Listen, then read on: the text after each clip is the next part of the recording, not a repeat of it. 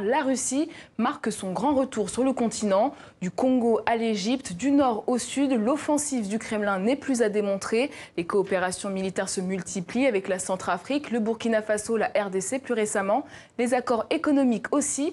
On écoute Dimitri Medvedev, Premier ministre russe en visite au Maroc. C'était en octobre 2017. Nous avons examiné de nouveaux projets qui pourraient servir à alimenter notre coopération. Certains d'entre eux figurent en effet dans de nouveaux accords. Le potentiel de notre coopération est très vaste. Nous avons vraiment une très belle histoire. Je veux parler des investissements qui à certains moments ont été faits, les projets de construction avec l'assistance technique de l'Union soviétique notamment. Notre éditorialiste Slimane Zeguidour nous a rejoint. Bonsoir Slimane. Bonsoir. Qui dit retour de la Russie sur le continent, ça veut dire qu'il y a eu un avant. À quand remontent les premières traces de cette connexion avec l'Afrique? Alors la toute première, c'est en 1955. Nasser, idole montante du monde arabe, veut construire un grand barrage pharaonique. Il demande de l'argent aux Américains, les Américains refusent.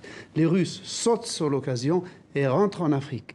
Après, l'Algérie devient indépendante, ils s'installent et ils commencent à essaimer dans le grand mouvement, l'essor des mouvements indépendantistes. Là où les Occidentaux, puissances coloniales, se retirent, les Russes arrivent avec leurs ingénieurs, leurs conseillers militaires, leurs instituteurs. Et le slogan, c'est « Liberté pour les hommes de l'Afrique, pour les peuples de l'Afrique ». Il y aurait des posters. Le héros du Congo, Patrice Lumumba, qui a été assassiné par Mobutu, voit son nom se donner à une université ouverte à tous les gens du tiers-monde. Et les soviétiques qui vont ensuite descendre dans l'Afrique, à l'est vers le Bénin, à l'ouest vers le Bénin et l'Angola. À l'est, ils vont pénétrer en Somalie, ensuite en Éthiopie, en Tanzanie, descendre jusqu'au Mozambique. Et ils vont, dans leurs universités en Afrique, former 50 000 diplômés en Union soviétique et 200 000 Africains sur place qui sont russophones et plutôt de gauche, puisqu'on est en pleine guerre froide. Et tout ce dispositif très puissant qui a aidé tous les mouvements de libération, qui a aidé aussi les dictatures sur place, c'est complètement disparu, a complètement disparu avec la dislocation de l'Union soviétique et la fin de la guerre froide. Alors c'est un homme qui va incarner dans les années 2000 cette nouvelle offensive sur le continent, Vladimir Poutine, le nouveau président russe. Alors la vision idéologique va laisser place au business. Comment la Russie s'y prend? Alors la Russie ne veut pas concurrencer les pays occidentaux dans ce domaine, parce que, vous savez, la Russie n'a qu'une industrie lourde, elle ne fabrique pas de produits finis, elle n'a pas beaucoup de biens de consommation à distribuer. Par contre, elle a sa très vieille expérience pendant 35 ans en Afrique. Elle a laissé sur place des cadres russophones qui sont devenus russophiles, et c'est tout ce personnel que la diplomatie russe va petit à petit ramener à la surface. Et la Russie va jouer d'abord sur le plan économique, sur les grands projets. C'est les centrales électriques, les chemins de fer, les ports, les aéroports et les conseils en sécurité, l'organisation des services de sécurité présidentielle. C'est comme ça que la Russie a commencé par le Soudan. Il y a aussi un autre avantage, si je puis dire, pour les Russes, c'est que les Russes, contrairement aux Européens, aux Américains, ne parlent pas de droits de l'homme avec les dictateurs africains.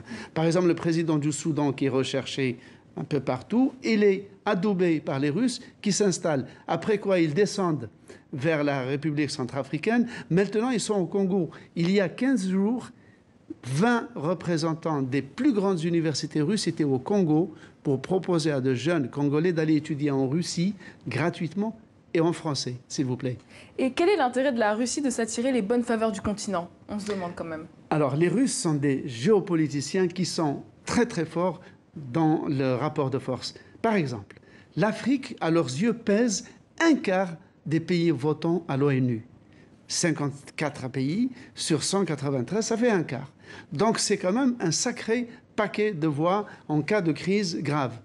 Autre chose, l'Afrique recèle des ressources minières dont la Russie a besoin. Le bauxite, l'or, le diamant, pas le pétrole et le gaz, mais l'uranium, par exemple, notamment au Soudan.